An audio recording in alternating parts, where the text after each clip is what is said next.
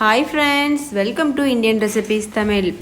நம்ம இன்னைக்கு நல்ல சூப்பரான சுவையான முகலாய் எக் பரோட்டா தான் எப்படி செய்யறதுன்னு பார்க்க போறோம். ஃப்ரெண்ட்ஸ், இந்த ரெசிபி செய்கிறது ரொம்ப ஈஸி. ஆனால் இதோட டேஸ்ட் பார்த்தீங்கன்னா ரொம்ப அட்டகாசமாக இருக்கும். இதுக்கு நீங்கள் தொட்டு சாப்பிடக்கூட எதுவுமே தேவையில்லை. வெறுமனே அப்படியே கூட சாப்பிடலாம். பிரேக்ஃபாஸ்ட், லஞ்ச், டின்னருக்கு கூட பக்காவான காம்பினேஷனாக இருக்கும். ஸோ கண்டிப்பாக ட்ரை பண்ணி பாருங்கள். முக்கியமாக இந்த லாக்டவுன் சமயத்தில் 2-3 முட்டையும் கொஞ்சம் கோதுமாவும் இருந்தால் கூட இதை நீங்கள் சட்டுன்னு ட்ரை பண்ணிடலாம். ஸோ இந்த ரெசிபி இந்த லாக்டவுன் சமயத்தில் ரொம்ப உங்களுக்கு யூஸ்ஃபுல்லான ரெசிபியாக இருக்கும். நீங்களே பாருங்கள், பார்க்கும்போதே அப்படியே வாயில் எச்சி ஊறுதில்ல. ஆமாம் ஃப்ரெண்ட்ஸ், சாப்பிடும்போதும் அட்டகாசமாக இருக்கும். குழந்தைங்கலேருந்து பெரியவங்க வரைக்கும் கேட்டு வாங்கி சாப்பிட்டுட்டே இருப்பாங்க. அவ்வளோ டேஸ்ட்டாக இருக்கும். இப்போ வாங்க ஃப்ரெண்ட்ஸ், இந்த ரெசிபி எப்படி செய்கிறதுன்னு வீடியோக்குள்ளே போய் பார்க்கலாம். வீடியோக்குள்ளே போகிறதுக்கு முன்னாடி இன்றைக்கான 2 பெஸ்ட் கமெண்ட்ஸ் பார்த்துடலாம்.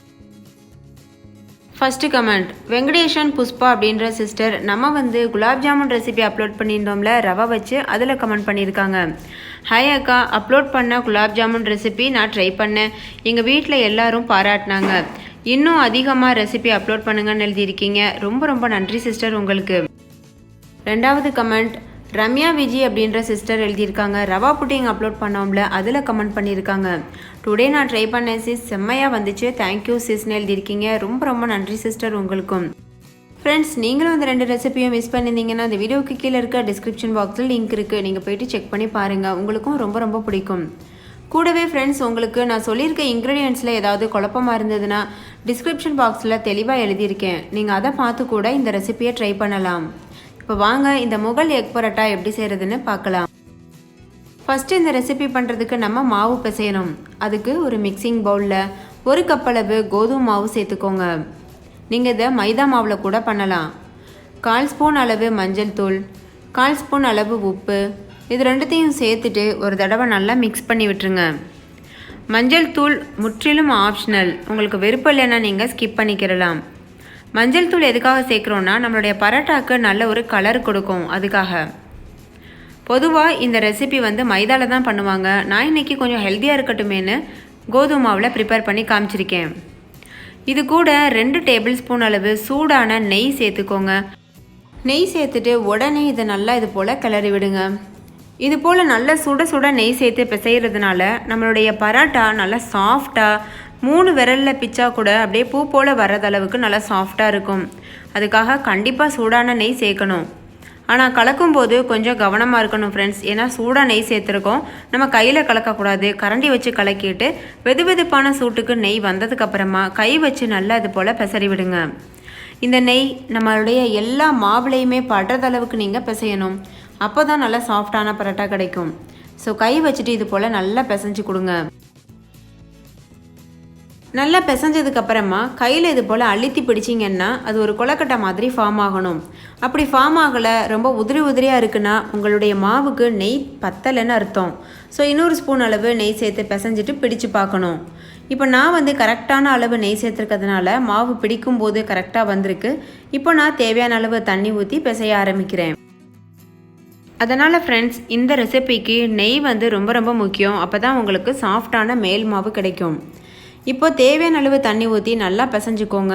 இந்த மாவுக்கு கரெக்டான ரேஷியோ தண்ணி சொல்லணுன்னா 1 கப் அளவு கோதுமை மாவுக்கு 1/2 கப் அளவு தண்ணி சேர்த்து பிசைஞ்சிங்கன்னா கரெக்டாக இருக்கும். சில மாவு அதிகம் தண்ணி குடிக்கும், சில மாவு ரொம்ப லூஸ் ஆயிரும். அதனால் நம்ம கொஞ்சமாக சேர்த்து பிசைகிறது ரொம்ப நல்லது. இப்போ பாருங்கள் எவ்வளோ சாஃப்டாக இருக்குது பாருங்கள். இந்த அளவு சாஃப்டாக நம்மளுடைய மாவு இருக்கணும். இந்த அளவு மாவு வந்ததுக்கப்புறமா மூடி போட்டு மூடிட்டு ஒரு 1/2 மணி நேரம் இப்படியே ஊற விட்டுருங்க. மாவு ஊறுற சமயத்துக்குள்ளே நம்ம இதுக்கு ஸ்டஃபிங் தயார் பண்ண ஆரம்பிச்சிடலாம். இது எக் பரோட்டான்றதுனால எக் ரொம்ப முக்கியமானது. இப்போ நம்ம ஒரு மிக்சிங் பவுலில் 3 எக்கை உடச்சி சேர்த்துக்கிறலாம். ஃப்ரெண்ட்ஸ், 1 கப் அளவு மாவுக்கு 3 முட்டை கரெக்டாக இருக்கும். நீங்கள் அதிக நபர்கள் இருக்கீங்கன்னா இதனுடைய ரேஷியோக்கள் அதிகப்படுத்திக்கோங்க. கோதுமை மாவு 2 கப் சேர்க்குறீங்கன்னா நீங்கள் 6 முட்டைகள் சேர்க்கணும். ஸோ அந்த அளவுக்கு கரெக்டான ரேஷியோ இது. இப்போ இந்த முட்டையை ஒரு ஃபோக் வச்சுட்டு நல்லா மிக்ஸ் பண்ணிக்கோங்க. நம்ம இதை பரோட்டாவுக்கு உள்ளே ஊற்றி தான் நம்ம வேக வைக்க போகிறோம். ஸோ அதனால் எந்த அளவுக்கு மிக்ஸ் பண்ணுறீங்களோ அவ்வளோத்துக்கு உங்களுடைய முட்டை உள்ளே நல்லா வெந்து நல்லா சாஃப்டாக வரும். அதனால் நல்லாவே மிக்ஸ் பண்ணிக்கோங்க. இப்போ பாருங்கள் ஃப்ரெண்ட்ஸ், இந்த அளவுக்கு நல்லா முறை வர மிக்ஸ் பண்ணியிருக்கேன். இது கூட ஒரு சின்ன சைஸ் வெங்காயத்தை பொடியாக நறுக்கி சேர்த்துக்கோங்க. வெங்காயத்தை நல்லா ஒரு தடவை கலந்துக்கோங்க. இது கூட 1/4 ஸ்பூன் அளவு மஞ்சள் தூள், 1/4 ஸ்பூன் அளவு மல்லித்தூள், தேவையான அளவு உப்பு, கொஞ்சம் போல் மிளகாத்தூள், நான் வந்து ஒரு 1/2 ஸ்பூன் அளவு சேர்த்துருக்கேன். சேர்த்துட்டு இதையும் நல்லா மிக்ஸ் பண்ணிக்கோங்க. இது கூட காரத்துக்காக 2 பச்சை மிளகாயை பொடியாக நறுக்கிட்டு அதையும் சேர்த்துட்டு நல்லா இது போல் மிக்ஸ் பண்ணுங்கள். நல்லா மிக்ஸ் பண்ணதுக்கப்புறமா ஒரு கைப்பிடி அளவு கொத்தமல்லி இலை பொடியாக நறுக்கிட்டு அதையும் சேர்த்துட்டு நல்லா மறுபடிக்கும் மிக்ஸ் பண்ணுங்கள். இது கூட 1 ஸ்பூன் அளவு இஞ்சி பூண்டு விழுது சேர்த்துக்கோங்க. இஞ்சி பூண்டு விழுது முற்றிலும் ஆப்ஷனல், உங்களுக்கு விருப்பம் இருந்தால் மட்டும் சேர்த்துக்கோங்க. அவ்வளோதான் ஃப்ரெண்ட்ஸ், நம்ம இதில் என்னென்ன பொருட்கள் சேர்க்கணுமோ அது எல்லாமே சேர்த்தாச்சு. சேர்த்துட்டு நல்லா மிக்ஸ் பண்ணிவிட்டு ஒரு ஓரமாக வச்சுருங்க. அதுக்கப்புறம் நம்மளுடைய மாவு ஊறினதுக்கப்புறமா நம்ம பரோட்டா செய்ய ஆரம்பிக்கலாம். ஃப்ரெண்ட்ஸ், இப்போ நம்மளுடைய கோதுமை மாவு நல்லா ஊறிடுச்சு. இப்போ பூரிக்கட்டையில் கொஞ்சம் போல் வரமாவு தடவிக்கோங்க. கோதுமை மாவு தான் நான் தடவிருக்கேன். தடவிட்டு சின்ன சின்ன உருண்டைகளாக உருட்டி நம்ம சப்பாத்திக்கு மாவு திரட்டுறது போல் திரட்ட ஆரம்பிச்சிடணும். எந்தளவுக்கு நல்லா வந்து ஒல்லியாக திரட்டுறோமோ அந்தளவுக்கு நம்முடைய சப்பாத்தி அதாவது பரோட்டா நல்லா சாஃப்டாக வரும். கொஞ்சம் போல் பூரிக்கட்டை மேலேயும் நல்லா வந்து மாவு தடவிட்டு நல்லா இது போல் திரட்டி கொடுங்க. ஃப்ரெண்ட்ஸ், இதை நம்ம மடிக்க தான் போகிறோம். நம்ம நார்மல் சப்பாத்திக்கு மாதிரி ரவுண்டாக தான் வந்து தேய்க்கணும்னு அவசியம் கிடையாது. நீங்கள் இந்த பரோட்டாவுக்கு எப்படி வேணால் தேய்க்கலாம்.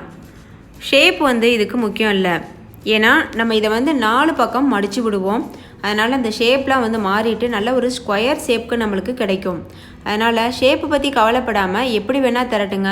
முக்கியமாக நீங்கள் கவனிக்க வேண்டியது நல்ல ஒல்லியாக சன்னமாக திரட்டணும், அவ்வளோதான்.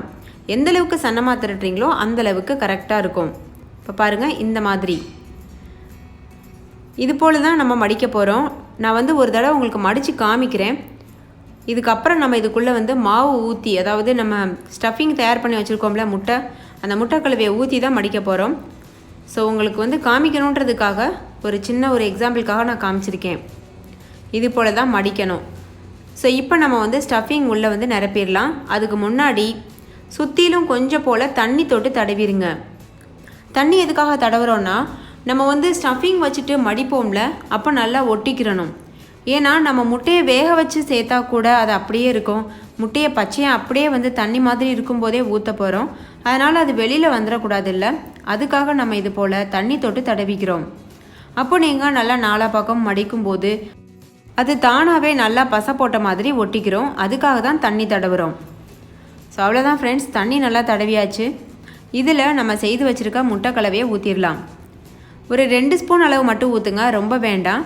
ஏன்னா அந்த பரோட்டா வந்து வெந்து வரும் பொழுது நல்லா சாஃப்டாக உப்பி வரும்ல, அப்போ நிறைய முட்டை இருக்க மாதிரி இருக்கும் உள்ள. ஒரு 2-3 ஸ்பூன் ஊற்றிட்டு இது போல் நல்லா பரத்தி விடுங்க. நல்லா பரத்திட்டு 4 பக்கம் நான் சொன்னது போல் மடித்து விடுங்க. நான் ஏற்கனவே மடித்து காமிச்சேன்ல, அந்த மாதிரி பாருங்கள், இந்த மாதிரி. அவ்வளோதான் ஃப்ரெண்ட்ஸ், நம்மளுடைய பரோட்டா சூப்பராக தயாராகிடுச்சு. பாருங்கள், இப்போயே வந்து முட்டை வெளிவர பார்க்குது. ஆனால் நம்ம தண்ணி தடவி ஒட்டுறோம்ல, அதனால் அது வெளிவராது. பயப்படாமல் நீங்கள் வந்து இந்த ரெசிபி செய்யலாம். ஃப்ரெண்ட்ஸ், பார்க்கும்போது ரொம்ப கஷ்டமாக இருக்க மாதிரி இருக்கும். முட்டையை தனியாக வந்து தண்ணியாகவே உள்ளே ஊற்றி செய்கிறோமே, முட்டை பிரிஞ்சு வெளியில் வந்துருமோன்னு ஒரு பயம் இருக்கும். ஆனால் கண்டிப்பாக வந்து நீங்கள் செய்யும் பொழுது அதெல்லாம் உங்களுக்கு தெரியாது. அவ்வளோத்துக்கு இது ரொம்ப ஈஸியாக தெரியும் நீங்கள் செய்யும்போது. இப்போ பாருங்கள், நான் வந்து தோசைக்கல் நல்லா சூடுபடுத்தி வச்சுருக்கேன். அதில் நம்ம செய்து வச்சுருக்க பரோட்டாவை சேர்த்துடணும். ஃப்ரெண்ட்ஸ், லோ ஃப்ளேமில் வச்சு 2 பக்கம் திருப்பி விட்டு நல்லா வந்து இந்த மாவு வேகிறது வரைக்கும் வேக வைங்க. தோசை கரண்டியை வச்சு லேசாக வந்து அமுத்தி அமுத்தி விட்டு வேக வச்சிங்கன்னா உள்ளே இருக்க முட்டையும் நல்லா வெந்து வரும். பாருங்கள், இந்த மாதிரி 2 சைடுமே ஓரளவுக்கு நல்லா வெந்து வரும்போது மேலாப்பில் கொஞ்சம் போல் நெய் தடவி விடுங்க. அப்போ இன்னும் நல்லா மணமாக நல்லா டேஸ்ட்டாக இருக்கும்.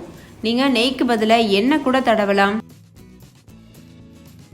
நெய் தடவினதுக்கப்புறமா மறுபடிக்கும் 2 சைடு திருப்பி போட்டு வேக வைங்க. பாருங்கள் ஃப்ரெண்ட்ஸ், இந்த மாதிரி நல்லா வந்து வெந்து வரணும். லேசாக வந்து அமுத்தி அமுத்தி விட்டு நீங்கள் வேக வச்சிங்கன்னா தான் முட்டை வேகும் உள்ளுக்குள்ளே. அவ்வளோதான் ஃப்ரெண்ட்ஸ், நம்மளுடைய சுவையான முகலாய் எக் பரோட்டா தயாராகிடுச்சு. நீங்களே பார்த்துருப்பீங்க எவ்வளோ ஈஸியாக இருந்ததில்ல. ஸோ கண்டிப்பாக நீங்களும் ட்ரை பண்ணி பாருங்கள். இந்த ரெசிபிக்கு நீங்கள் தொட்டுக்கிற எதுவும் வைக்க தேவையில்லை, அப்படியே கூட சாப்பிட்லாம். ஏன்னா உள்ளேயே வந்து நம்ம முட்டை ஸ்டஃப் பண்ணியிருக்கோம். அதனால் அப்படியே கூட சாப்பிட்றதுக்கு ரொம்ப ரொம்ப சுவையாக இருக்கும். ஹெல்த்தியான ரெசிபியாகவும் இருக்கும். குழந்தைங்கள்லேருந்து பெரியவங்க வரைக்கும் கேட்டு கேட்டு வாங்கி சாப்பிட்டுட்டே இருப்பாங்க. ஸோ ஃப்ரெண்ட்ஸ், கண்டிப்பாக ட்ரை பண்ணி பார்த்துட்டு உங்களுடைய எக்ஸ்பீரியன்ஸை கமெண்ட்டில் என் கூட ஷேர் பண்ண மறந்துடாதீங்க. இப்போ இந்த பரோட்டாவை நான் வந்து உங்களுக்கு உடச்சி காமிக்கிறேன் பாருங்கள், எவ்வளோ சாஃப்டாக இருக்குன்னு. வாவ், எவ்வளோ சாஃப்டாக வந்திருக்குல்ல. உள்ளெல்லாம் நல்லா முட்டை சூப்பராக வெந்திருக்கு.